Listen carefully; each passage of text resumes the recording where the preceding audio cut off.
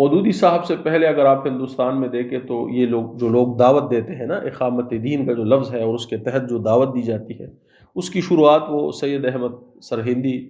رحمۃ اللہ علیہ، یعنی مجدد الفسانی رحمۃ اللہ علیہ سے کرتے ہیں، کہ جنہوں نے بادشاہ اکبر اور پھر بعد اس میں اس کے بیٹے جہانگیر کے وقت میں جو ہے دین اکبری کے خلاف جو ہے وہ کوششوں سے کیا، تو لوگ اس کو ابتدا قرار دیتے ہیں اس اقامت دین کے کام کی۔ اس کے بعد جو ہے وہ شاہ ولی اللہ رحمۃ، لیکن یہ تھا کہ جو مجدد الفسانی رحمۃ اللہ کا دور تھا نا، اس میں استحکام حاصل تھا سیاسی طور سے مسلمانوں کو، اگرچہ اکبر بادشاہ کے وقت میں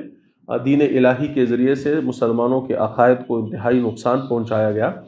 اور غیر مسلموں نے جو ہے اس کا خوب فائدہ اٹھایا،